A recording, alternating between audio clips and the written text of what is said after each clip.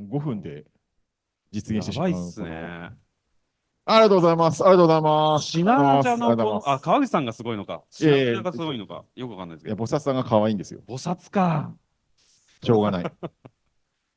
はい、ウィングアークをイメージしたウィンガークをイメージした服装だ服そうです。装。はい、赤赤いい。翼。はい、あ、赤い翼ね。赤い翼。なるほどね。はい、素ウィング。晴らしい。はい。ウィング。はい、アークは何ですか？あ、こか。こですね。ウィはい。ングのこ。そうです。そうです。はい、なんでアークなんですかね。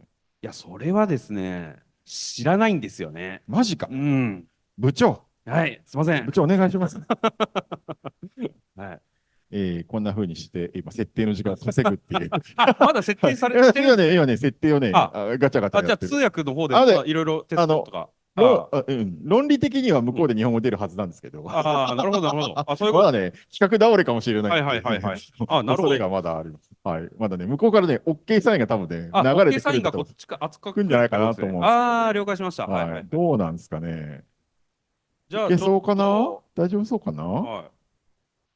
じゃあ、今日のダニエルの講演をちょっと紹介そうね。はい。しようか。ぜひ、はい。それはい。でつないでください。ですね、ダニエルって、実は3年連続来てくれてるんですよ。すごいですよね。すごい。立ち上げの時に、これすごい話なんですけど、立ち上げの時、コロナ禍だったんですよ。うん。なのに、海外から人呼ぶっていうすごいしんどい世界で、ビザがね。ビザ、一回空港に行ったら3日間なんか待機しなきゃいけないとか、そういう時代だったんですよ。PCR 検査 OK でもも入国まで待う、機。そう。で、じゃあどうすればいいかっていうと、ビジネスビザを取ったら、すんなり行けるってはいうのがははあ、分かったので、なるほど、なるほど。もうベルギーの大使館、日本大使館に電話して、どうやったらビジネスビザ取れるんですかみたいな感じで。で、確約はできないけど、こうやるといいよっていうのは言えるみたいな、そういうそう、時代大だったんです。使館の人、そう、やんわりはい。そうなんですよね。領事館の人とかもそう。ね。オンライン声が聞こえてない。聞こお、えてるって言ってるけど、じゃあ通訳モードを設通訳モードが。定して、部屋を移動して OK。ない。なるほど、なるほ OK。ど。はい。部屋を移動し部屋移動してください。てあげ、大あ、丈夫 OK、ですか？ OK。じゃあ、部じゃ屋の移動アあ、ナウンスをお願いできると。今のはアジャイルテスティングですよ。You do? いたってことですよね。じゃあ、取り残されてる人がテスティングです。テスティング。はい。素晴らしい。で、テスティングしたままほっとくんでしょ。ほっとこう。アナ放置、ウンスしてあげてください。バグ放置、はい。はい、見つかっただけみたいな。ダニエルの話にみんながワークスフォーミーで待ってるみたいワークスフォーミーで待っな。はい。てます。はい。ダニエルの話ね。はい。1年目だから、はい。ビザ取ったんですよ。ダニエルさん、カモン。You should come。だからその時代にわざわざ来てくれたんですよ。で、なんで来てくれたかっていうと、私がこういうイベントをやりたいっつって、だったら日本の友達がやるんだったら行くよみたいな、そういうノリだったんですよね。ね、ダニエル。はい。それどうやって、だから、ちょっと、じゃあ、ぼちぼち、はい。セスさんが、はい。はい。通訳待機してくれいけますか？てるので、はい。そう、いきますね。じゃあ始めますか。じゃあ、テストから、ちょっと、ちょっとテスト。通訳のテストを、はい。じゃあ、ダニエルさん。Thank you. こんにちは。こんにちは、新潟。こんにちは、京都、東京。こんにちは、日本。はい。新潟補助だ Okay. Do I have to hold this the whole time? Yeah? Yeah, it's testing time, so you should keep talking. Okay, for those of you leaving, I know you're going to be in the black room. はい。I'll give you some あっちが time. 日本語、こっちが英語です。Seth, can you hear me in room E? Someone tell me if he can hear me. 今テスティングです。テスティングやってます。Can you hear me, Seth? はい。英語、そうだ Someone ね。こ tell ういう感じだよね。me OK。 that 日本語 Seth 聞こえ can る。 hear 聞 me. こえてるらしいです。OK。ただ始めていいのかどうかがまだわからないの Yes? で、まだ待機してます。はい。で、そうそう、ダニエルの説明したかったんですよ。今回3年目で、1年目が Good Tester。Good Testing の話をしました。1年目。覚えてますか？ But that's my first. 2年目、Big Picture。Don't forget the big picture。ね。Right. はい、3年目どんな話でしょう？実は私去年ドイツ行った時彼と会ってテス Yeah, I'm 順 testing. 平さんすべて英語です。You should keep talking. Yes, in check. English. 1, 2, 3. Hello. Hi, Let me know when you have. Send someone. Can you go check in room E for me, please? If Seth can hear me. Thank you. That's what I've been asking. Very good. Arigato. いいっすね。この We have 壁 to の get 向 things こう側 moving. 感がいいな。はいはいはい。Does anyone, while I'm talking, does anyone know what this animal is? What does it look like? No, just quick. It looks like a deer. Say quick. What animal? What animal? You can tell. すぐに言って。ファルコン。 Sabakoko. あ、このアニマル何に見え A ますか cow? すぐに言って。 Mm. 牛 Pig. ピッグ Okay, we have deer, pig, はい。cow. Okay. Well, You said cow, huh? yeah. So this is today a dragon. How do you say 今日は dragon ね、 in 今日は Japanese?。はい。 Kyowa? 今日は、today。 Kyowa. 今日、today No, is but what dragon. is dragon? But dragon is 竜。 Huh? 竜。立つ、maybe. How do you 竜。 say dragon? Ryu. Okay. Very good. Okay. These are the なん four かあっちか dragons. ら OK 出てる Let け me ど。 know when I can start. So I know Get you it? can't see that in the camera, but that's a まあ black 多分、パウチさ dragon. ん来るかな。 That's a red dragon. That's a yellow dragon. はい。 And that's a blue dragon. はい。 Okay, that's good for you to know before we get started. Okay, let me know when I can start. No, just a sec. 始めていいですかね How do I say dragon? 竜。竜。Yes. En français, Drac. Dragon. ドラゴン。 In German, Drac. In Flams, in Flemish, German, what? Anna, are you awake? Drac, yeah? Drac ドラッグ is a dragon. Drac. ドラッグ。In German. Ryu. No, that's Japanese. What you said in Japan. No, in German. In German, Drac. Drac. Yeah, similar to Flemish. Right.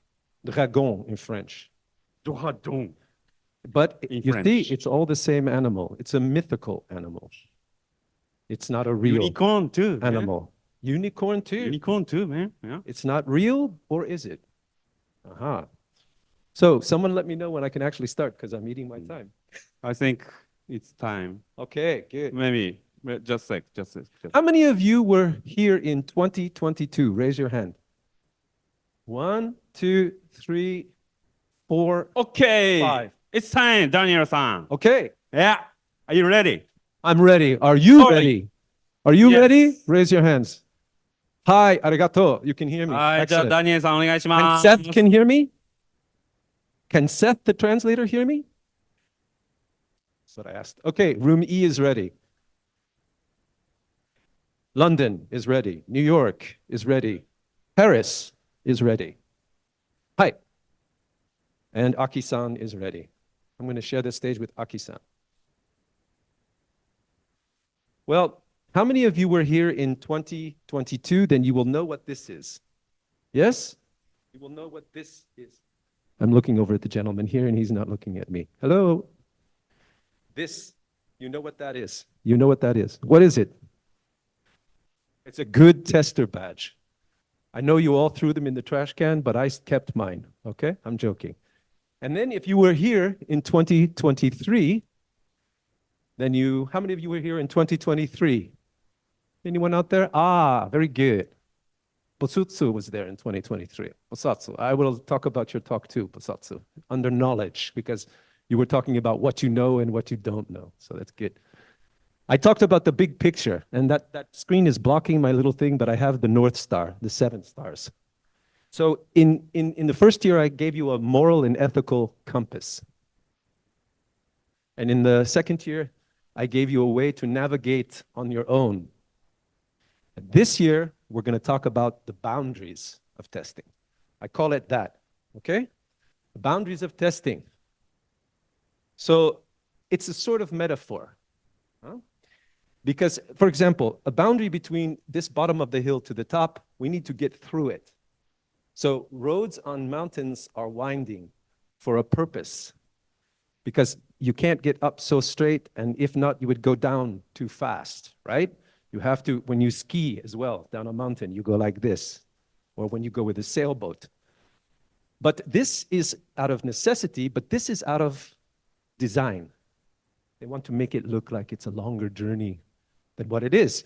And these are milestones along the way. So I'm going to take you on a quick journey today through the boundaries, what I call the boundaries of testing. Okay? I'm going to walk around the stage while I talk. And I know that we all came to Niigata. So we're all unicorns, okay, today? And we came from different backgrounds. Some of you are project managers. Some of you are testers.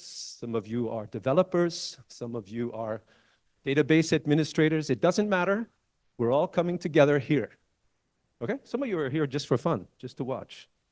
Okay, that's good too, because it's all valid. But we'll all get on the testing.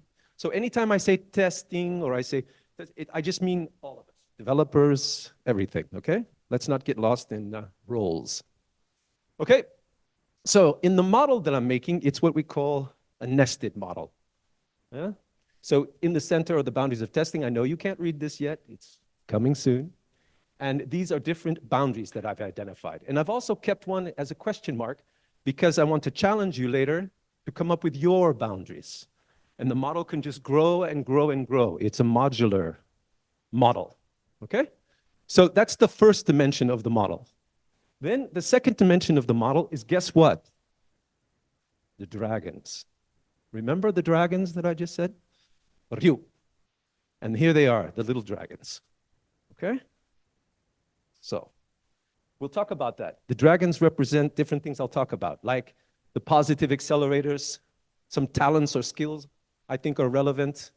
And this is a dragon, a yellow one with a samurai sword. It's like a sensei. Some tips and tricks from my over 20 to 25 years in testing and IT. I want to bring them along with you. And then we have unique strengths, because I think that's working as a team is better than working solo. So that's the team dragon. So that's different themes. That's the second dimension of the model. That means that for each of these, we go through that. Then the third dimension, I call it, well, Seth in room E calls it the shoes. I call it the feet. But these are the ways that I want you to realize the boundaries. Sometimes you need to just realize that there's boundaries. Yeah? Sometimes you need to respect the boundaries of others and of a boundary, a technological boundary. Yeah? And other times, you need to not even try and cross a boundary. It's not wise, not a good time, not the right place. And other times, and that's what I want to encourage in the talk today, you really should cross a boundary. You should have the courage, as you said earlier, to cross a boundary. But not foolish courage, right? You need to have courage so you avoid a pitfall. And if you combine those three dimensions, yeah, all together, then you get a transformation to the fourth dimension, the four dragons. And the four dragons, because you know, it's the year of the dragon in the lunar calendar this year, in case you didn't know. It's the year of the dragon. So it's an opportune time for change, for power, and this kind of thing. So the four dragons represent what I call boundary awareness. Okay? You're aware. You're in the here and now. You're not thinking about the future. You're not thinking about the past. You're aware. Yeah? You're able to think on your toes, to improvise, to use your knowledge and think quick, slow, whatever. By the end of this talk, you'll understand a bit more. Now, some of the things I'm talking about, of course, you already know. Some of you are already probably boundary aware, but that's okay. Join me in the journey. For those of you that are not, I hope this will help you to get along, okay? This also comes with it four dimensions. A quality awareness, yeah? An awareness of how you can become more efficient, a positive mindset, and jumping between the boundaries, where you know where you're going and you avoid falling in pitfalls. Because if you don't know where you're jumping, you probably will fail. Now, there's nothing wrong with failing unless you fall down the cliff failing. Yeah? Then you have a problem. Okay? So, let's move. And I'm going to move faster as we go, but I just wanted to lay the ground rules out for you, because that's a boundary in itself. I have some Japanese words. I do this because later, greetings to the people here in Nino, greetings to the people who are watching virtually, and I say greetings to the people in the future who will watch this on YouTube or whatever. So then I have some Japanese words, which are not totally correct, but give you the general idea. So let's not get caught in the text, okay? Let's move on. One other thing important is, what do I mean by a boundary? Now, you've probably heard a term like boundary. So there's the physical boundary, right? Like the boundary between Asia and Europe, or the boundary between, some country to another. Okay, that's a little bit. It's real or imagined, like plate tectonics. Or there's a limit of a principle. Those are the two things that I'm really focusing on today. I'm not going to totally focus on mental boundaries, although I talk about it. And I'm not going to necessarily talk about baseball, although I love it. You can see because I'm wearing the Niigata baseball. Oh, okay. Who is a Niigata baseball fan? Raise your hand. Anyone? One. No baseball fans here? Come on. Who likes baseball? One person? All right, good. Who likes testing? Only 5, 6? Good. 7, 2 testers out there. All right, excellent. I hope this is for you. Okay, no, it's for everyone. So, the characteristics of boundaries are also important. Yeah, these are plate tectonics. In Japan, in Narita Airport, last year I had the honor to be in one of Japan's big earthquakes, fairly big. But I spent many times at UC Berkeley, my school I went to, and that's California, and I was in an 8.0 earthquake in 1989. And that's because we share a boundary. California and Japan, we're over here in the Pacific Plate, which, as you can see, is a subduction zone. That's a type of boundary where the Earth goes under like this. It's in what we call the Ring of Fire, right? The Ring of Fire. So here's the Ring of Fire, and here's San Francisco here, and this whole Ring of Fire goes all the way around the Pacific. So boundaries are often controversial, or places where there's friction, but it's also where energy is released, okay?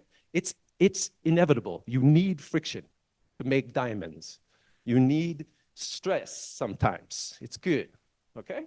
And that opportunity is there. So boundaries are sometimes thick, sometimes thin.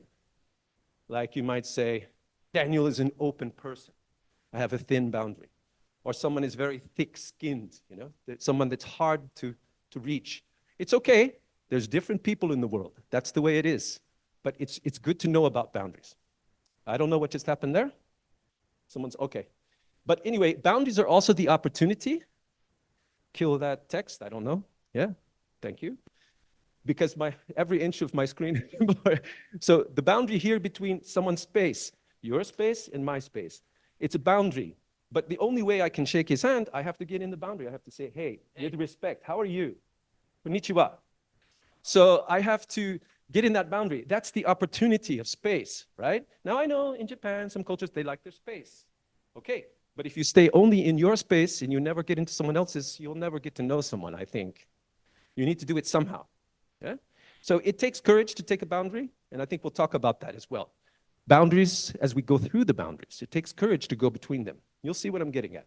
What I am not talking about today, Seth, is mathematical boundaries or boundary value analysis or something like that. Let's not get caught for the forest and the trees, please, okay? I am talking about, kind of metaphorically, how boundaries are moving. They shift depending on the environment.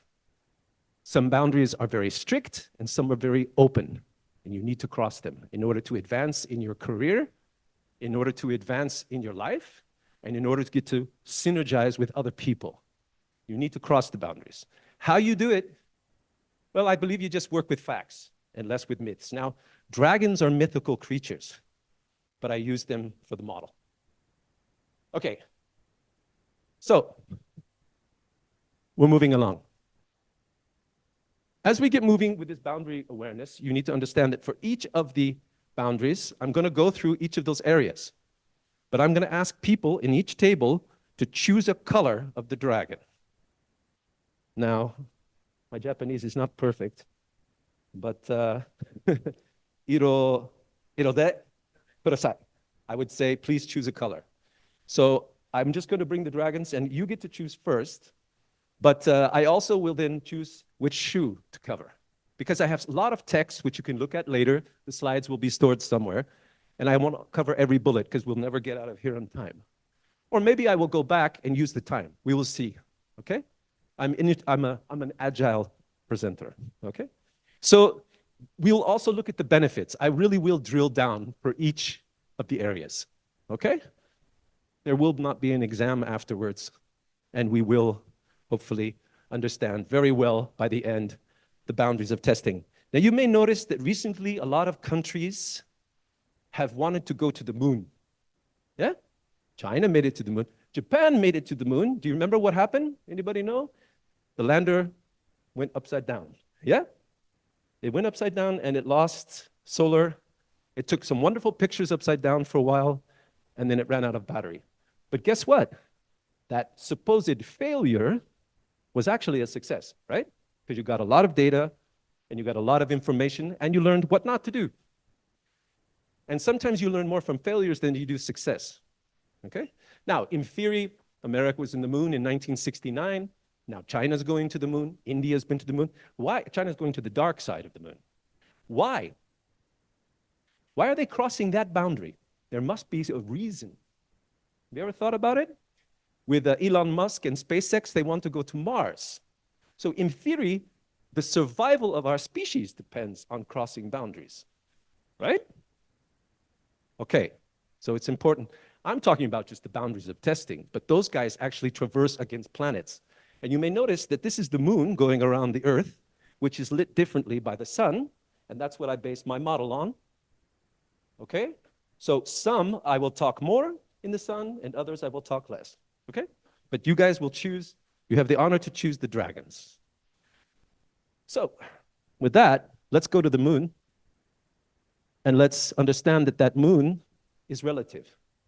If I ask you, I want to ask you, is this the Earth looking to the moon, or is this the moon looking to the Earth? What do you think?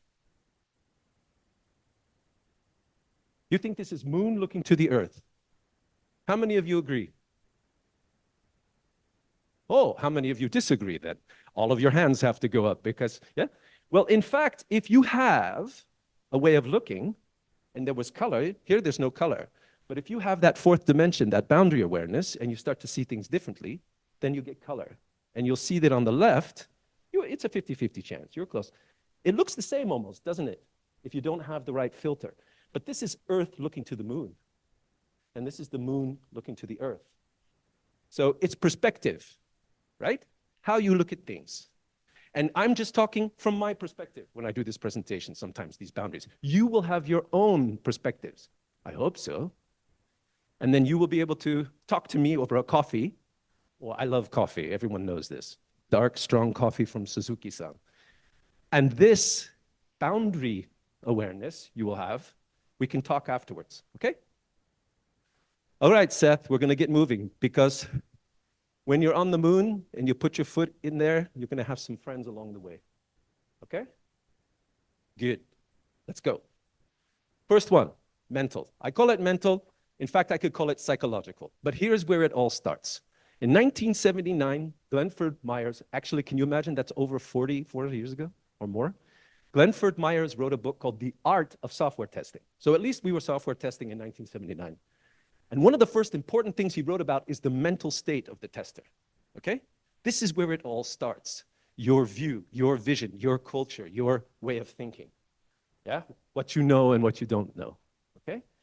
And for this one, I just want you to understand the English saying, I don't know if you have it in Japanese, mind over matter, yeah? It's like your mindset can sometimes overcome obstacles that we didn't think were possible. Okay? Are you ready to choose a dragon color? Please choose a color. He chose, you can say the color in Japanese for me. Red. How do I say red in Japanese? Aka. Everybody say aka. Aka. Okay. So I'm going to focus on aka, which happens to be here about good testing. Okay? Good testing is a way, a mindset. I talked about it. Good testing, having a moral and ethical compass, being aware of what your company is doing, what the product is doing to the end user. Yeah?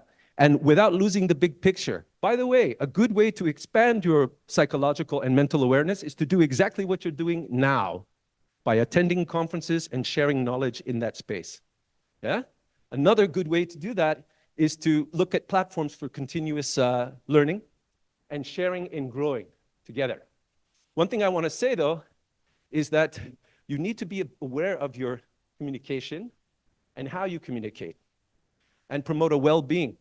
You know, when you do your scrums, if you do scrums, yeah, if you do, instead of saying, what did I do, what will I do, and what are your impediments, yeah, you can say that, and you can add, how are you feeling today?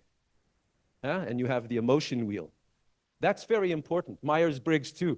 I am in Myers-Briggs, it's a psychological, simple way of understanding your team members. I am an extrovert, intuitive feeling judger, which means I'm an engaging mobilizer.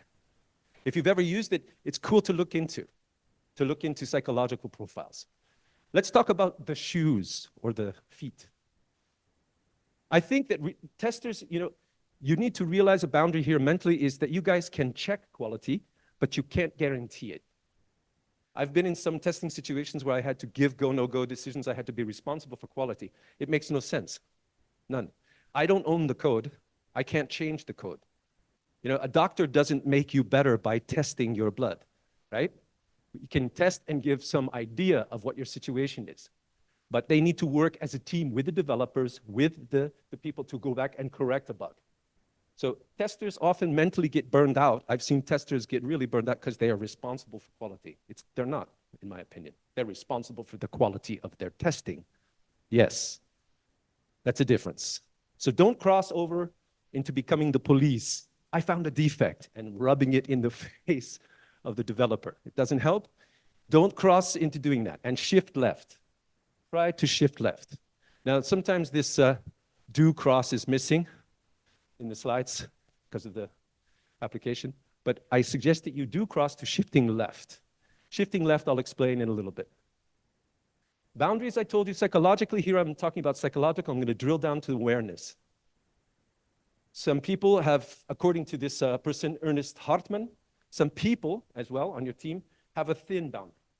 They're approachable. Some people have a thick boundary. And some people don't see those boundaries. They only see variations of gray. They don't see just in black and white. So we say in English, don't spread yourself too thin. You must imagine jam on a bread. It means don't give too much of yourself away in life, be naive, or be a tester who is, taking too much responsibility, but don't also not take responsibility. If you're a tester and you say, I'm not responsible for anything, you're not an added value. So find the balance. It's all about balance. And a good model for that is the 5-factor model. And those are some of my observations of myself, at least. Everyone has openness levels. Everyone has neuroticisms, things that are a little bit unhealthy. I sometimes worry too much about things, big picture stuff. Everyone knows. Or I take the time for others, and this is a good way to look at yourself. All right? So there we drilled down. If you have the right mindset, you generally will be working in a good way. You'll be having a quality mindset, and you'll do quality actions. You'll be thinking about doing things right the first time, not just testing them. And you'll be having a kind of growth mindset instead of a fixed mindset. And also, don't forget that when you make those decisions of whether or not you're going to go or not go with the software, you can't test forever. Yeah? So, testing costs, and then the amount of defects go down. You need to find the right point to release. You can't test until it's perfect. It'll be unrealistic. Okay? All right. So keep in mind the mental boundaries. Let's go to the next one. And I'll start to get quicker and quicker as we go. The next one is resources and people. Very related to mental. No? But here I'm talking about stakeholders, internal and external. And what I'm trying to say is that testers should bring value to those stakeholders. You're not just going to be talking about quality. You should bring values. So, I need someone to pick some colors. Who wants to pick? Can you pick? What color do you want? Blue, you need to say in Japanese. Ao, we're going to go to blue. So this one is about Scrum Poker and talking with your stakeholders and managing them in terms of interest and quality. And power, actually. Decision power. be aware of that boundary, right? Some people in your organization have more power to make decisions. I know we live in a kind of ideal world, in the Scrum Agile world, that everyone has equal decision power. I'm sorry, it's not true. Sometimes stakeholders, other stakeholders, have more power on a decision. So you need to manage them more closely. When you do Scrum poker or planning poker, you're giving the opportunity for all of the people to say simultaneously what they think without influencing each other. How long will it take us to do X? A developer says this, a tester says this, another person says that. You come with the average. That's a good way to come to a consensus with your stakeholders. Can you imagine there was a time where someone said, we do it in this. That's it. The boss says that. But what happens with that is Parkinson's law. If you say, we're going to do it in 3 days, they'll do it in 3 days. They won't do it in 2, they won't do it in 1. So testers have a very huge visibility in an organization, but they have a very low status sometimes. They don't control the budget, they don't control the quality. But I recommend that you take advantage of that visibility. You're now part of the team. Yeah, we'll talk about that. Okay, about the shoes. I think I want to focus again on the fact that testers need to have a voice about quality, but we're sometimes afraid to talk out, right? But I think you have a right as a tester to really say, this quality is not good enough for the stakeholders, I give it a no-go. It's a huge responsibility, a very scary boundary to cross, because the sales and the bosses want to release no matter what. But you sometimes have to have the courage to do that. But you have to respect you're an informer of risk. You're not necessarily a remover of risk. But we'll talk more about that. Here, the Agile Testing Quadrant, which you know is very helpful. It says here that this is technology-facing, and this is business-facing, towards the client. And you don't want the same type of people doing the same type of tests, right? You want here your unit tests to be done by developers. You want to have your functional test automated, and you want to have that a mix of testers, functional testers, and technical people. User acceptance tests, now you might want to include your business people. And you need to coach them, and you need to talk to them. How? But they're important because they can simulate like the end users. They know the system really well. And then, of course, performance tests or other type of non-functional tests may be back to the developers, working with the testers. That's another little tool. The cool is to get the balance. You know about T-shaped people. It means you're good in one thing, but you're broad in your knowledge of others. Yeah? So you want to be like that, right? When you're in a Scrum team. The old way of working was we had a boss, and you did what he said. Now, it's more like a self-organizing team. But this requires a larger responsibility of everyone in the team to be cross-functional and multidisciplinary. Kind of what we call in English a jack of all trades. Try that, Seth. But it's someone who has a broader way of thinking.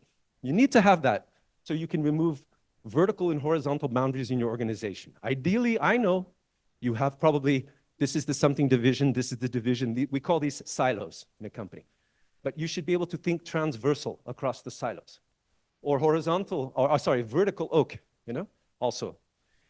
Okay, yeah, it's the N+1, it's the chef and the boss, but let's bring up those boundaries down a bit. So those are boundaries within an organization. So keep in mind, there's things changing, organizational changes. Some of you may still work in a very rigid organization where they don't use Scrum and Agile. It's okay. You don't need to force it. And some companies these startups especially, are looking for super people who can do everything in one person. It's just not always realistic also. So you need to find that synergy. We say in English, 2 heads are better than 1. Yeah? Batteries unified. Not always. They need to be in harmony with each other. But when 2 heads, 3 heads, 4 heads, you get more ideas on something. Okay? We call that synergy. And now the tester is a team player, not just a solo person. Okay? Let's go to the next boundary, tools. Normally, I would have gone straight to process, but tools are becoming so important. Who uses tools for their testing? Everyone now, right? Everyone. There was a time when only manual testing was done, black box, I'll talk about that. But tools are really important, but they come with challenges. What tool is the right tool? How am I going to get funding for the tool? Are we having the right people that can execute the tool, utilize the tool? Are we maintaining and upgrading these tools? Because the cool thing with tools, I say, is a fool with a tool is still a fool. Yeah? Tools don't make you smarter. A hammer doesn't make you smarter, okay? An automation tool, Selenium or whatever, I'm tool agnostic, so I don't preach any one tool. I think you should have as many tools. I do preach that open source tools are great if you have the right people to run them. Challenge number 3, because they still require setup. And they require to be, you know, tools go obsolete now. There were tools that I started that they're not useful anymore because the technology is growing. So tools are great. They do all kinds of stuff, you know. They can do test management tools, static code review. They can do test design. This is the big hero, of course, test execution and coverage, right? Running a lot of test cases. And then there's, you know, performance testing tools, simulating users. Collaboration tools, I think, are the greatest. You know, like we're doing now with Zoom or whatever. We're collaborating. Can you imagine 20, 30 years ago, we tell people, we've got a group in Niigata, 50 people talking to people all over and everything. See how quickly that's growing? Even the Niigata Scrum Festival now is more high-tech in 2024 than it was in 2022. And that's only 2 years ago. So the challenging of testing will grow. I'll get to that. Now, how many programmers do we have at least? Okay, any programmers? Ruby, Java, C#. Is this your life? You wake up, you program, you go home, you program, you play when you program, and then you go to sleep and you dream about your program? It could be. There was a time where manual testers didn't understand the code. They didn't understand, they didn't have tools, they couldn't do automation, you know? And so when we reported a defect, what did the developer say? When we report a defect, he or she said, it works on my machine, right? Yeah, I'm in environment C, it works on my machine. What are you seeing, tester? We were either in a different environment, or we didn't have the data, or we saw something that they didn't think could happen, because because developers get a bit tunnel vision. And so nowadays, though, the trend is that testers are really tech savvy, the multi-cross-disciplinary, and they get to say it works on our machines. Yeah? Especially in CI/CD pipelines with continuous integration and continuous development. So let's move on. Who's going to choose a color? Can you hand the dragons to the fine gentleman behind you, Dragon? Can you hand the dragon to him? Yeah? Can you choose a color? Noir in French. And Japanese? Kuro. Black dragon. All right. Let's go to the black dragon. Black dragon was about strengths, remember? So, tools are good. Sure, they help eliminate human error. They reduce the time of execution cycles. They increase time for interaction. And they actually mitigate the reliance of a tester on subject matter experts. Because, you know, in these big, huge platforms, the requirements are fed in, then it goes into a test case. You know, even with AI now, it's almost like, you know, who needs anything, right? But you need to set those up. What I find is great is with the data, with tools, one of the great things is that data is already populated into the system when it's doing training data or when it's being fed to the tools. And then you can use that data as testing data. Because sometimes it's harder to set up a test case and execute it than it is to, you know, even find the right time. But if you're setting up the rule of thumb, for me, at least with my tools, to not cross, is that you can believe that everything is automated. Don't cross that boundary. It's not true. You can't automate everything. Sorry. Not only that, but can you imagine if someone was using a tool and it took them 5 days to set up the tool and it only took 1 day to do the test manually? You know, come on, think about time, which is one of the boundaries. Don't do that. It sounds great, but it's not what you want to do. Now, I know I see the look on your face like, wow, Daniel, you're not really telling us anything new. Well, get ready for the next boundaries because it all comes together. All right? Here we go. The boundary awareness here is, do you really need a tool? Do you? Always? I'm very tool reliant. I need a coffee machine. That's all I need. That's my favorite tool, software testing tool, because I'm into knowledge and problem solving. So if it's more expensive to not automate it, then don't. Okay? Total costs, a tool, this is the classic line they want you to believe, right? This is how much it costs to initially implement the tool, the upfront cost, the licenses, the setting up, right? That costs a lot of money, okay? So there better be a return on investment. Well, the return on investment, they say, is this point. If this was your cost manually, and it would go that high, with a tool, it balances out, you save some money, your cumulative cost saving. That's ideal if you know. The quicker you can, the lower you can set up the setup costs and maintain it, the better you'll get out of a tool. Otherwise, again, don't do it. Don't do it. Just to be cool. Avoid tool lock-in. You know, sometimes you have testing tools and then you have to use their tool and only their tool for anything, right? We all know that. I don't like that. I don't think it's good. Requirements still play a role. You got to know what to test against. I can write 7,000 test cases and automate them, and I'm not testing the right thing. That's the pesticide paradox, right? I can run the same test every time, really quick. Look at that. You'll never find a new defect. You're just doing the same thing over and over and over. So you need to think. Tools don't replace knowledge. Again, I love tools, okay, guys? I really do. But human error happens even with tools. So use tools because they'll help you to shift left. Shifting left is on the left side, is when you find defects earlier. And we all know Boom's law. Boom's law says the earlier you find a defect, the less the cost, right? If you find a defect in a requirement or in static code, that's great. The moment it's developed, it costs. The moment you're testing, it's kind of too late. And if you find the defect in production, it could be reputation damage for your company. So the cost goes up. So you want to find testing early. So you want to shift left. You want to test on requirements, okay? Nowadays, you can even shift right. You can test in production. We'll get to that. All right, automate everything. What I like really about the tools is the reporting in real-time dashboards, right? So you can have real-time dashboards. You can come in every day and see what defects, what has been tested, what's going on in real time. Speaking of time, I'm halfway through my presentation and you didn't fall asleep. That's great. Anyone sleeping back there? Okay. Next. Let's talk about processes. I want to go. He's sleeping. Okay. All right. Enjoying? Yeah? Okay, good. Let's talk about processes. Processes are inevitable. I'll be honest. I kind of hated this boundary when I hate them. Really. Sometimes processes in companies are just crazy. Really. They're just so slow. But you need to follow them. Now, one of the ways of a process, they're inevitable. The processes should serve people, right? They should help people, not trap them. You remember, I don't know if, here we go, Seth.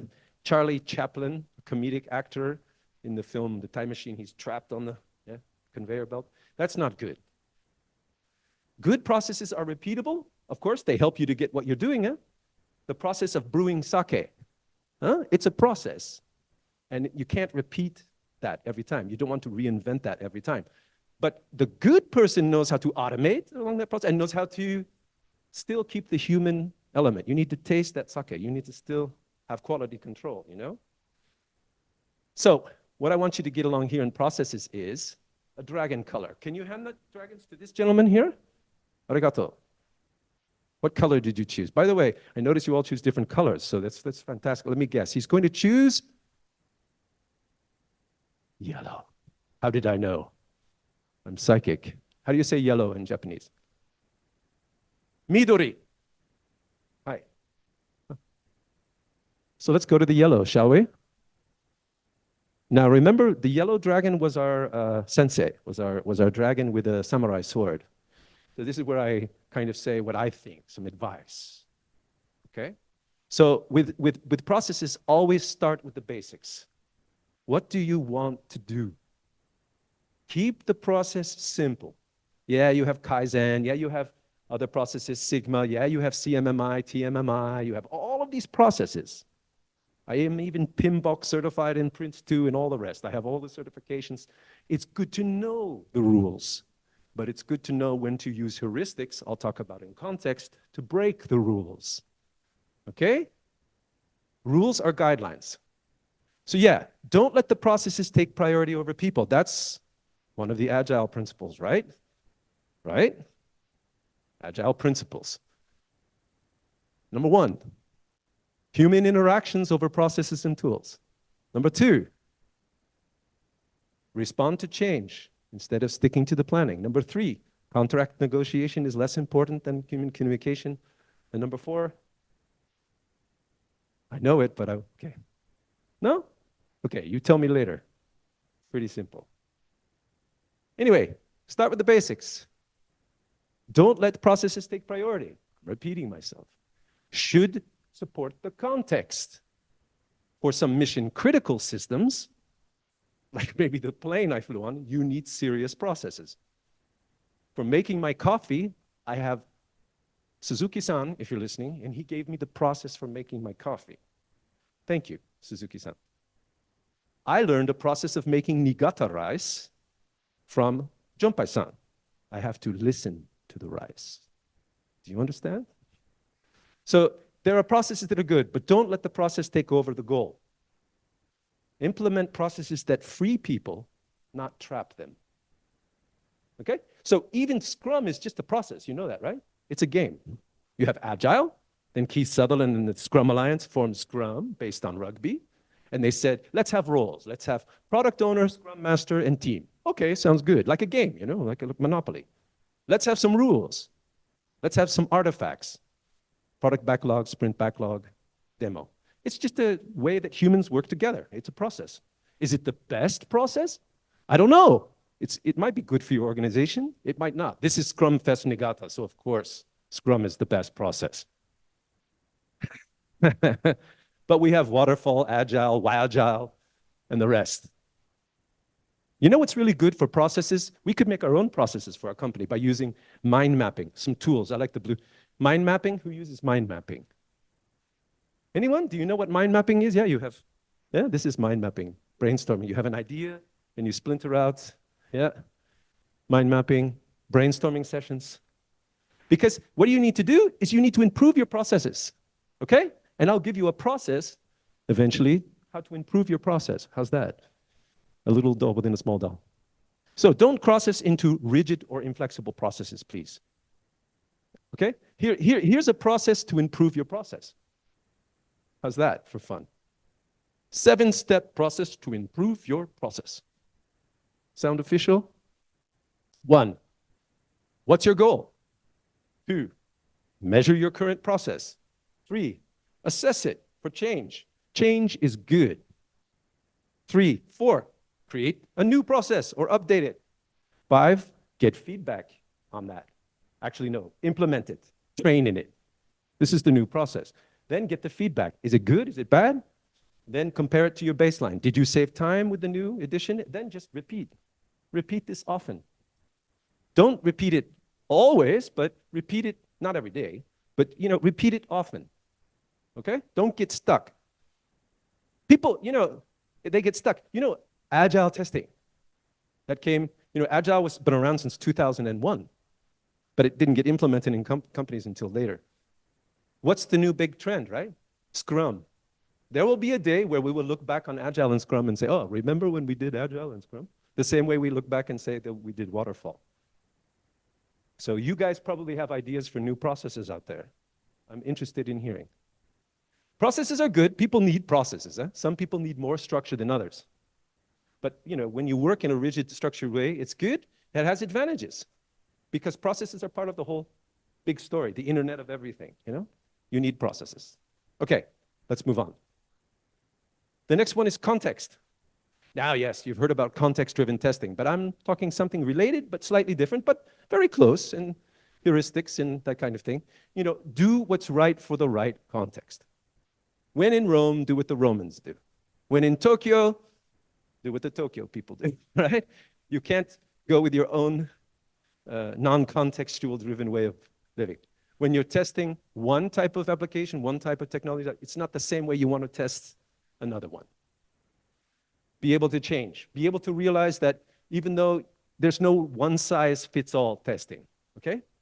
Have multiple ways of doing testing. Think out of the box. Color. Can you hand to these guys? Maybe I'll show you what it is, and then you can choose the color that you're interested in. Can you read the English? Red.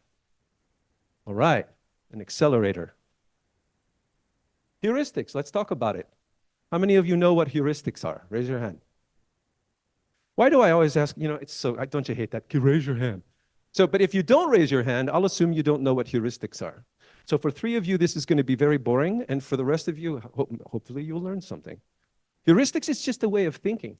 Fancy word for a way of thinking. It relates to that, but it's very good for context approaches.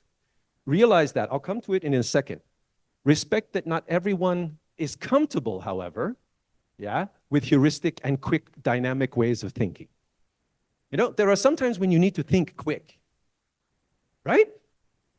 And there are some times when you need to think slow. Okay? If you ever did kendo, is the sword fighting? You need to get into patterns. You practice the patterns every day, and then when you're in the moment, you can work spontaneous. You need to think quick when you do that. Otherwise, you can't say, stop for a second, let me think. Oh yeah, you can't do that. But there are times when you need to think fast. When a salesman comes in, okay, yes, sir, we're gonna get this, and the offer is good for 1 day, come on. They use the psychology, and you say, let me think about it. You need to think slow. Okay, heuristics is about that. Let me drill into it. So Daniel Kahneman talks about this. System 1 thinking and system 2 thinking. Now, believe it or not, this is the right side of the brain. This is the left side of the brain. I'll get into that. But, I'm sorry, right side, left side. Actually, do something fun. Junpai-san, take your hands like this. Oh, here, can someone hold the microphone while I talk? Can you hold this? See, I'm crossing into his boundary, you see? Can you hold the microphone? Do I scare you? Thank you so much. Domo arigato. Go like this, Junpai-san. Like this. Yeah, come here, Junpai, don't be afraid. Then go like this. Yeah, then go all like this. Okay, good. You know what? No. Oh, can you hold it there, Junpai-san? Let's do it again.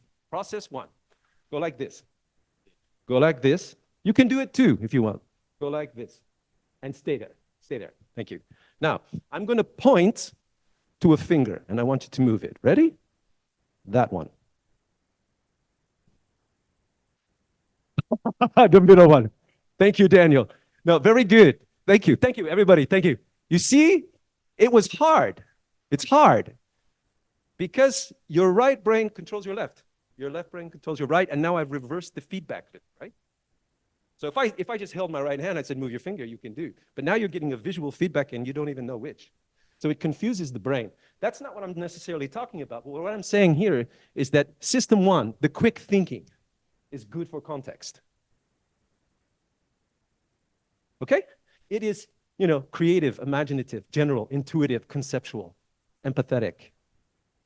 But it's irregular. It's irregular.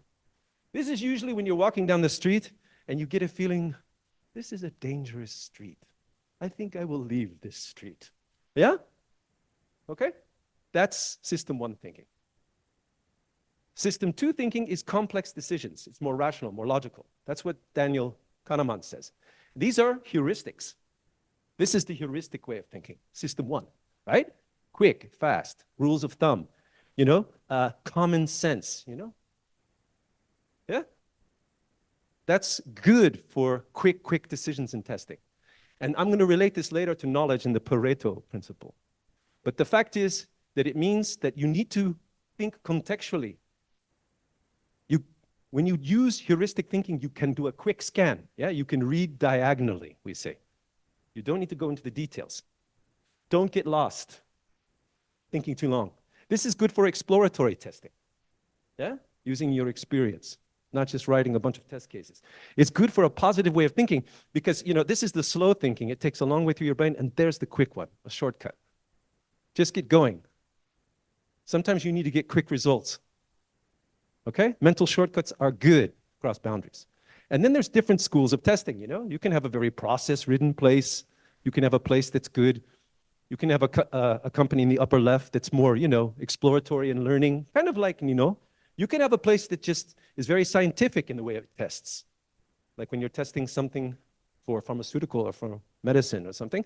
Or you can have something where you're testing and it's all about saving money, It's okay. But the more you can test in different ways, the more in your career or not just testing. Remember, I said testing can be anything, programming.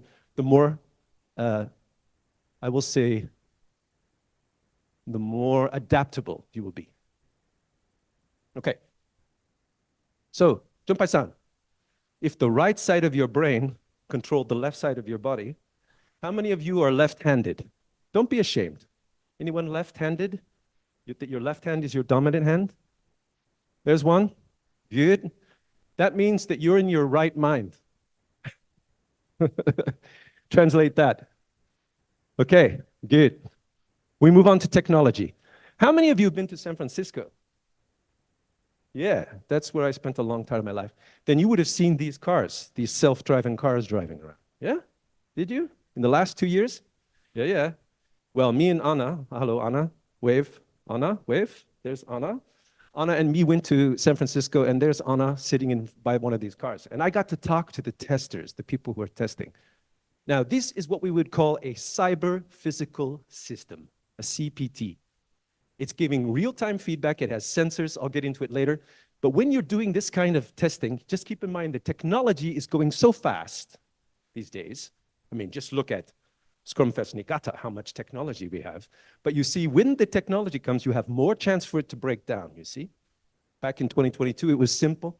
Now it gets more technology, more possibilities, but more chance for breakdown.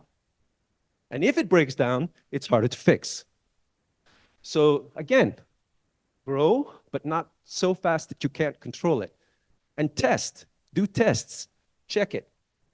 Can you imagine the importance of testing for these systems? How important it is? Well, guess what? They're testing in production.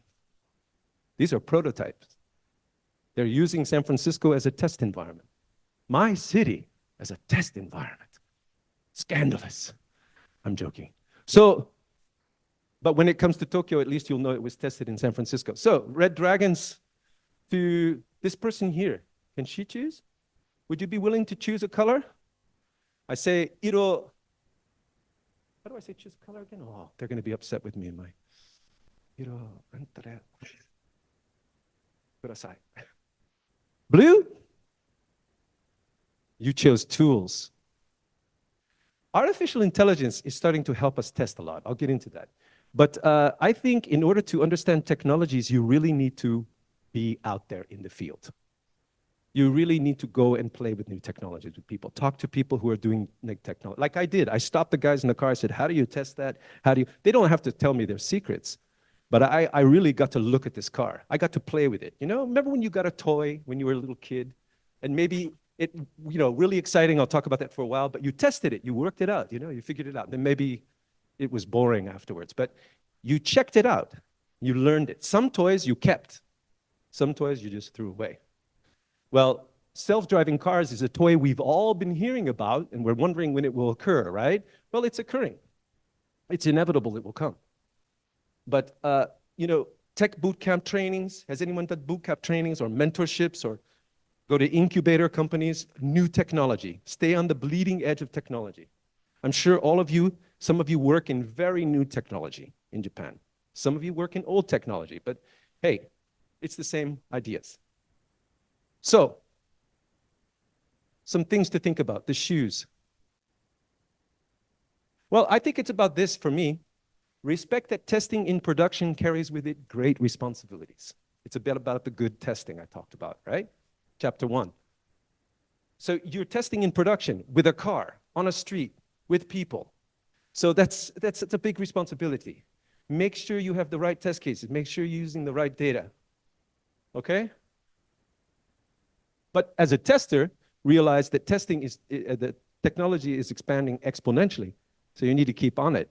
That's encouraging as well, because that means that testers will always be needed, or people doing it with quality. And in fact, you may argue even more quality will be important, because the systems will be more impactful.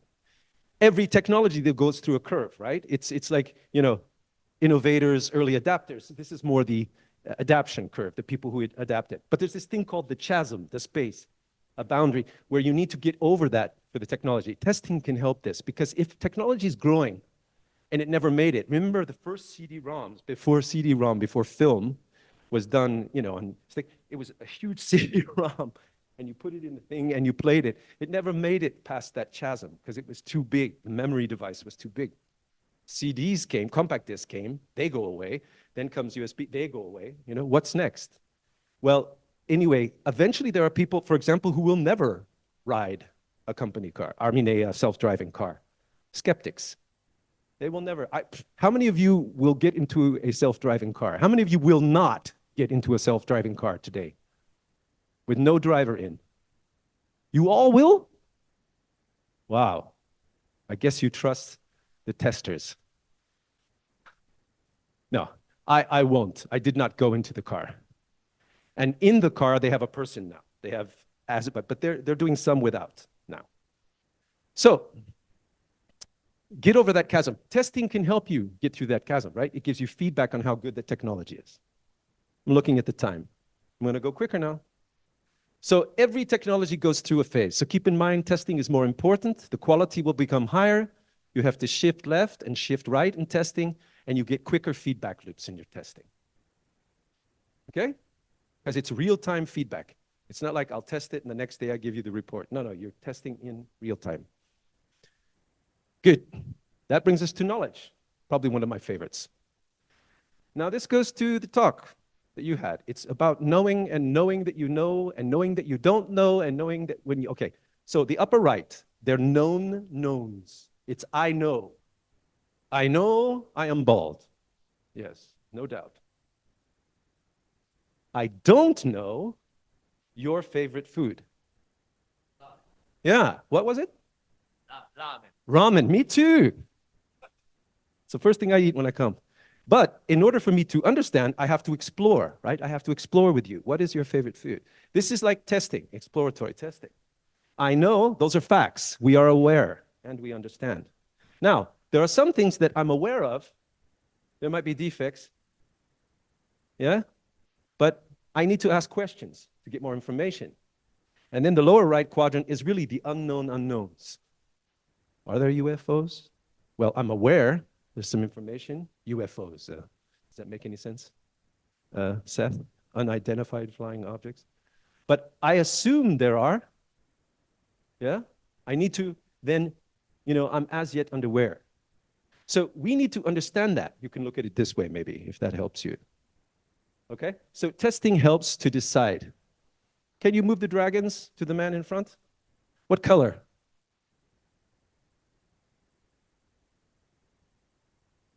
Be quick. No, I'm joking. Red, nice. Well, that's what I have this animation for at back. I always like this. How many of you go to trainings? You train. Oh, come on, guys. Raise your hand. Everybody raise your hand. Just raise your hand, everyone. You go to trainings, right? You train. How many of you have been coached? All of you have been coached, maybe. How many of you have been mentored?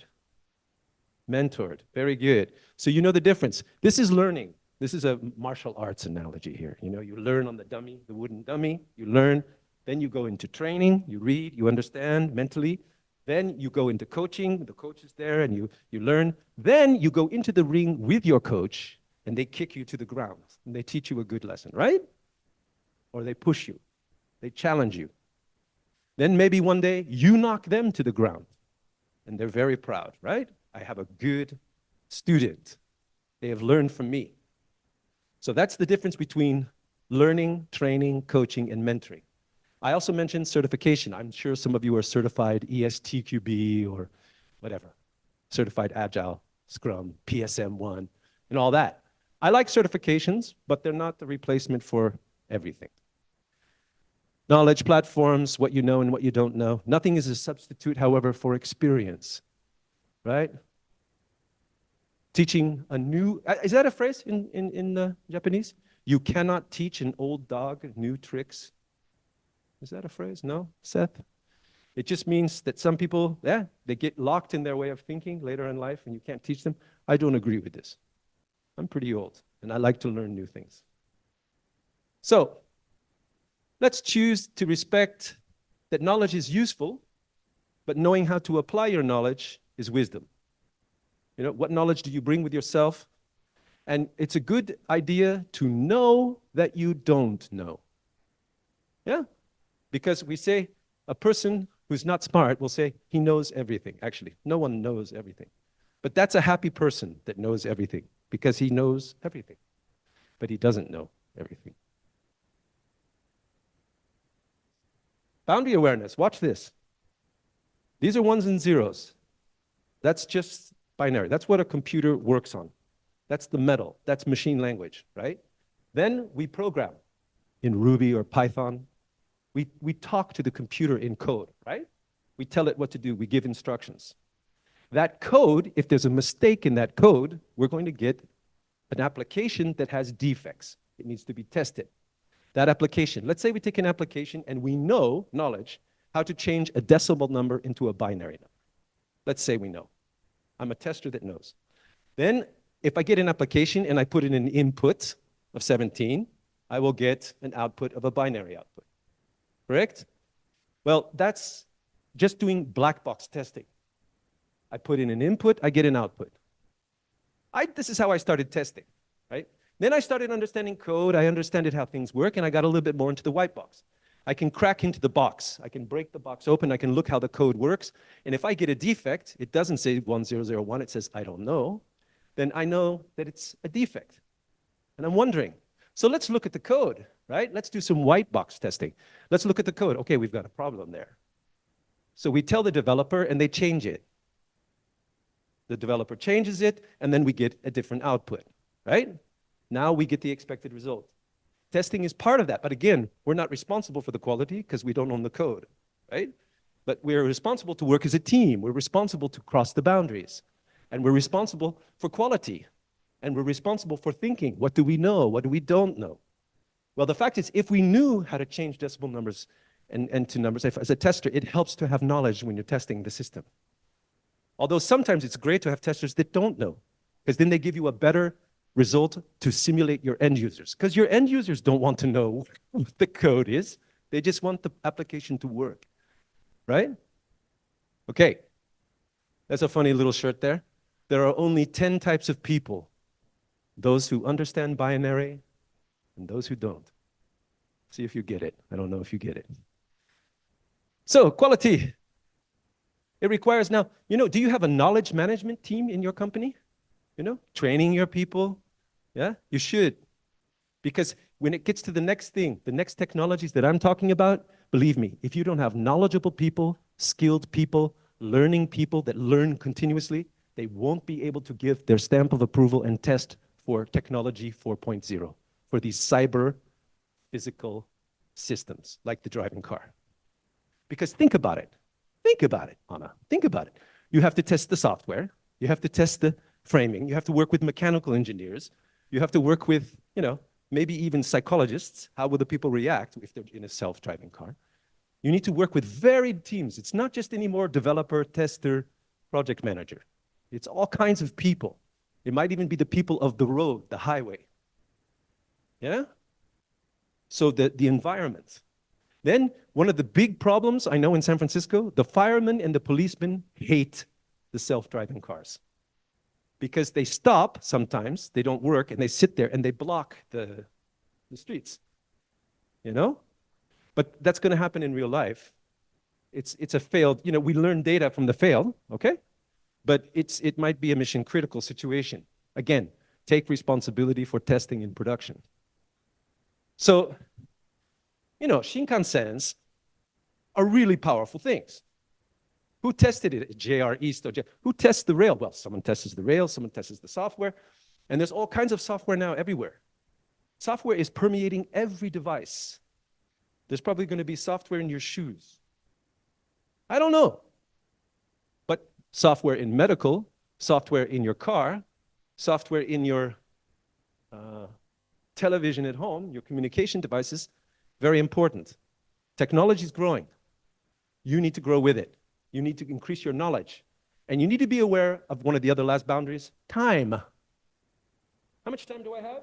Only 5 minutes. Can I do this in 5? No, because we're not in some strict place. I'm going to end maybe around 5 minutes after. We'll see. I'm not in Germany. I'm not in China. I don't have to, and exactly on time. Okay? Time management. Two dimensions here. One, how we manage our time. What's our priorities? And two, how can we travel in time when we test? Let me explain. Sometimes when you test the system, remember, I don't know if you remember, do you remember Y2K testing? Y2K? Anyone knows this? Because you're all Generation Z. Y2K was year 2000. Can you imagine? We had to test systems to see if they would switch between 1999 and 2000. You remember? And everyone thought the world was going to end because the computers weren't built for the Y2K. Turns out it wasn't necessary, totally. But I had to do Y2K test. That's how old I am. I had to do Y2K testing. Y2K. Dragon color. What do you got? Blue? What is the one? What color do you choose? Black. The strengths. So think of time in 2 dimensions, is what I said. So you need to sometimes, in your test environment, you need to, if I need to test that my system will be good over time, I need to simulate load and use tests, performance tests over time. This is time, this is number of users. A load test should test, what you expect the load in the system, right? Right? How many users will hit our website? How many people will use the transaction ATM? What's the average? And then you need to think about the boys band called Travis Japan coming to Niigata. Now we're going to have a whole bunch of people buying t-shirts. Let's stress it. Let's, really stress it all the way till it breaks. And hopefully smart people tested things before the amount of people come. So you can assume, that's in a way simulating time, right? Simulating artificial users and artificial time. That you can do that with tools. Okay? You also need to set your systems in your clock. I had, in some environments, I had to test, like I had a team, I was in Belgium, I had a team in Singapore I worked with, and I had a team in San Francisco. So I'm working across time boundaries as well. I had to attend meetings in my pajamas.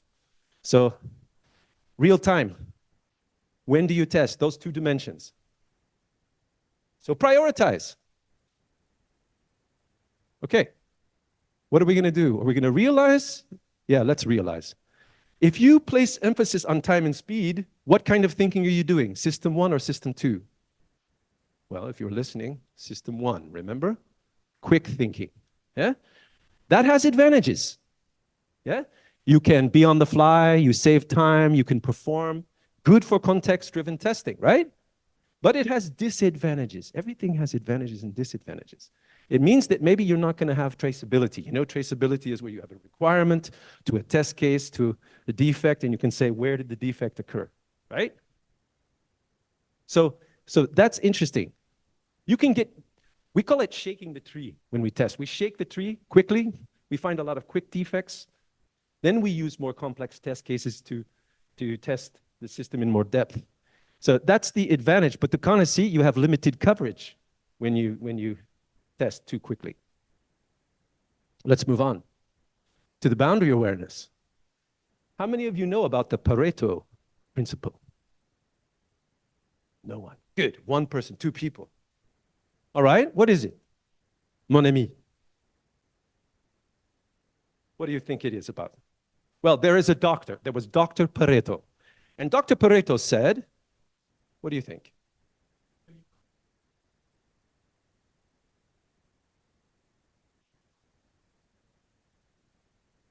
Right.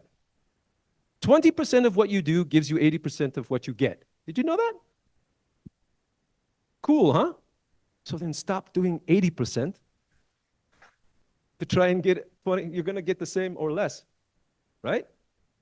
80% of your effort gives you only 20%, and 20% of your effort, so if you have 10 test cases and you design 2 good, that'll get 80% of the defects. Find the right way. How can you do that? Well, look at the previous boundaries I told you with knowledge. Make good test cases. Good test cases. Don't make just boring, unintelligent test cases. Use your test techniques, boundary value analysis, equivalence class partitioning, know how to do the different type of testing. Nothing replaces this, you guys. You have to learn the stuff, experience. What does it say? It says that, huh? So let's take that higher and lower. Let's take this for page views for a website, right? That means that all of those really low priority web pages that no one goes to, why would you want to test those right away? Go to your high priority pages. The login, the the main page that everyone goes into, the Buy Travis Japan ticket page. I got a laugh out of that. I'll go back. I have big competition. No, we're not in China, and I overruled. So, I always rule, and with my test cases, what are the high ones? The high ones are the ones that have the high frequency and the huge impact. Those are the ones to pay attention to, not the low ones. Risk-based testing is the key, my friends. This is a visual of what I'm saying, right? 20% of the defects are, 80% of the defects, sorry, are in 20% of the region, right? So these are where you want to write your test cases. This is nothing. There's nothing out there. We also have edge cases. This would be a nightmare for a test where all of the defects are spread out. It's not the way it works. Defects usually cluster. They're in one place. Bugs like to stick together. So 80-20, use this heuristic, if you will, Pareto principle. Make time your friend, and you'll be able to cross the boundaries. The last boundary. Oh yeah, here's another way of looking at it. Did you know, for example, this, 20% of your work, 80% of your work is done by 20% of your team. Sound familiar? 80% of the wealth in the world is in 20% of the population. The 80-20 rule works everywhere. It's really interesting. 80% of the profit come from 20% of your customers. So think Pareto when you want to test quick. Einstein said time is relative. It's kind of cool. It's true. If you went very quick, you come back and I'm older. Time is relative. Can you imagine? Even time is mathematically relative. Fascinating. And one of my favorite singers, better than Travis Japan, is David Bowie. Time may change me, but I can't trace time. Okay. So, let's get into the physical, shall we? We'll end here. Very quick. For those of you that need to go, I'm sorry. It's 5 minutes. I know I'm making you wait for your sushi and sake, but we have some time. Physical. This is where it gets interesting, I think. All right. Amen. So, physical. You guys some of you maybe test circuit boards. Does anyone test physical stuff like CD-ROMs, physical testing, SSDs, CPUs? Yeah, I did physical testing one time. It was really cool. But normally in software, you're testing, like the code I showed you with black box, gray box, and that kind of stuff, okay? Software testing. But don't forget, all of that software needs to go, and this is your Niigata 2024. You have routers and repeaters and bridges and gateways and all of these little devices. Okay, great. Wonderful. Don't forget, that's the whole sphere. That's the big picture. Then you have people who are using smartphones, power banks, laptops, everything. It gets crazy. Think of all the permutations now. And then think of the car I showed you. Amazing. You have LiDAR units, you have radar units, you have cameras, you have sensors, you have ground sensors. That's with data. There's a computer in there. There's a built-in computer. It's throwing data back. There's a GPS system to navigate. Okay? But you know what's nice about this technology? You know how to drive. How many of you know how to drive a car? I can drive a car. So if you know how to drive a car, you'll be more wanting to get into a self-driving car, right? Because you know how it's done manually. But if you didn't know the technology, when there's a totally new technology and it's hard to test, like the smartphone caught on very quick, my goodness. But some technologies take longer. But when you know how it works, you know that system has a front radar and everything. It's not so hard in the end, guys. But you need to be a boundary-aware tester to test these cyber-physical systems. You really need to be. You need to cross boundaries. And I'm sure some of you are already going to cross those boundaries. And if not today, keep that in mind. Because you know why? You may be one of the passengers in the car. So you have a high stake. This is called human in the loop. We always use the term in the loop for physical systems. And usually this means you have layers. Yeah? Now, how many of you did Rubik's Cubes? Then you know there's a process you can use. You don't have to think sometimes. I'm sorry, it's true. It's a process. But if you know how to think, what if I change the context? What if I change the context to this? Now your process doesn't work. But if you're a boundary-aware tester, you will know how to jump to a different context. You see? And more importantly, you will be boundary aware to be able to test beyond into physical systems, not just software. And you need that because Industry 4.0. Industry 1.0 is 1784. You know, I like Japan. Japan did a huge industrial leap in the 19th century, right? You even had the best boats, the best airplanes in the world. You had one of the best cars, I'll show you later, the Datsun Ladybird 240Z, which my dad bought in 1972. I rode in a Japanese car in 1972. I was 6 years old, and I love that car still. We still have it in the family. Then in 1870 is mass production, 1969 is automated and computer, and in 2024, today, it's cyber-physical systems with Internet of Things. You need to be able to understand this.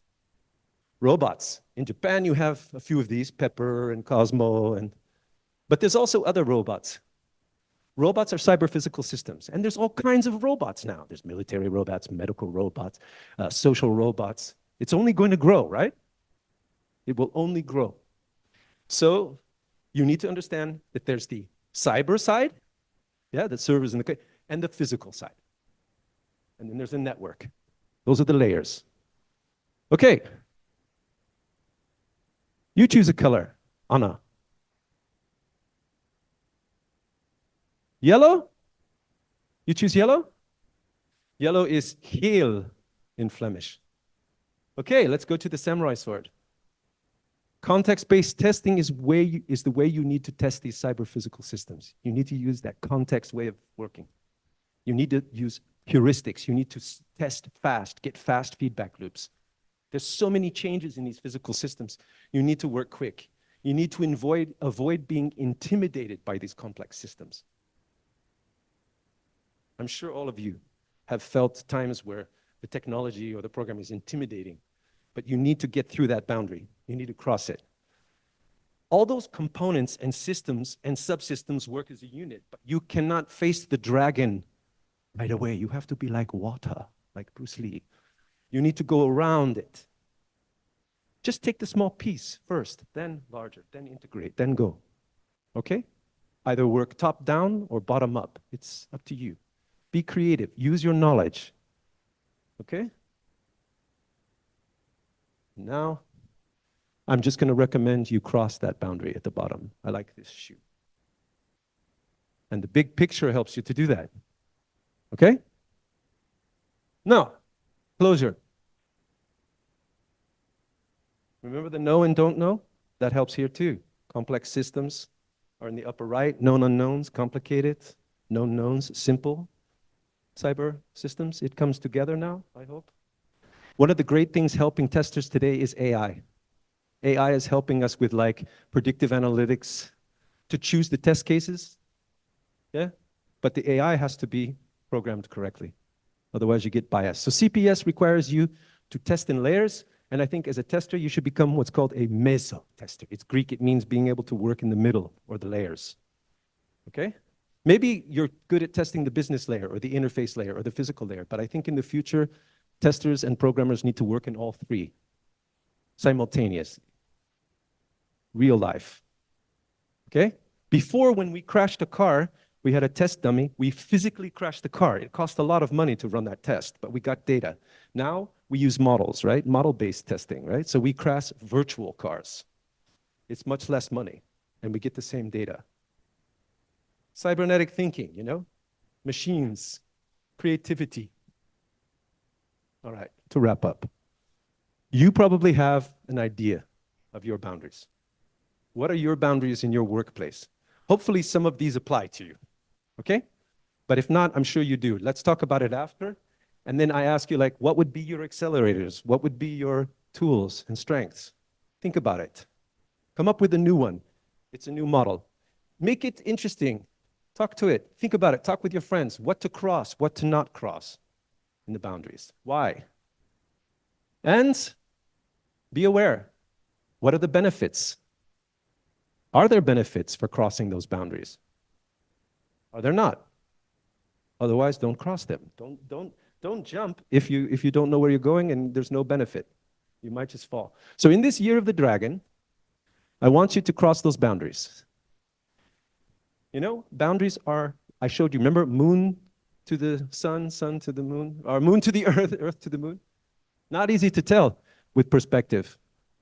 You know, this cat thinks it's a lion, This person says it's 99. This person says 66 because of perspective, right? They're both right.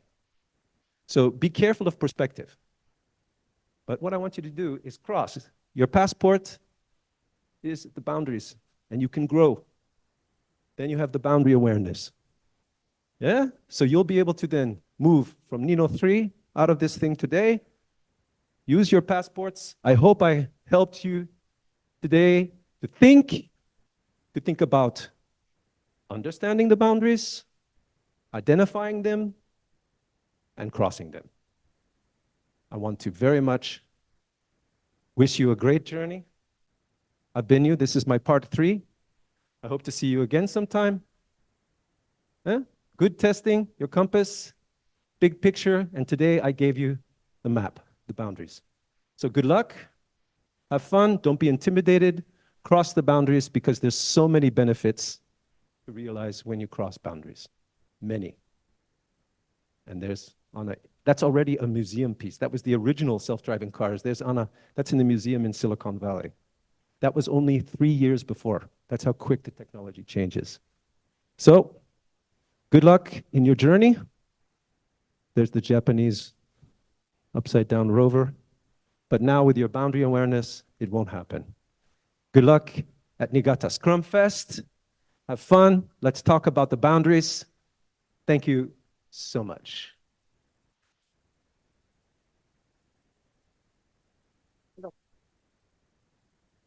And now, ありがとうございます。ダニエルさん、ありがとうございました。多分時間をしてるんで、質問を1個だけ受けたいと思ってます。15分には終わろうと思ってますので、1個だけ質問受けます。質問ある人いますか？ Q&A? No? any Q&A? 質問ある人、こっちに来てください。No No. question. No. We want sake. Sake. 質問ある人、受け付けます。通訳もここにいますんで、大丈夫です。No questions. Wow, No there's two possibilities. I really was clear, so you have no questions. We already knew. Maybe after the party, so. Yeah, it's good. I know how it works. Maybe in the party you have, you Yeah. have many questions, so, No, absolutely. So come talk to me over Okay. sushi. じゃあ、質問がある人は、 Thank ネ you. ットワーキングパーティーで直接彼に話してください。全部答えてくれると思います。ね。Yeah? Right. Cool. はい。Dragons. じゃあ、これから大移動タイムが始まりますので、皆さん、ニーノに移動してください。ダニエルさん、ありがとうございました。どうもありがとう。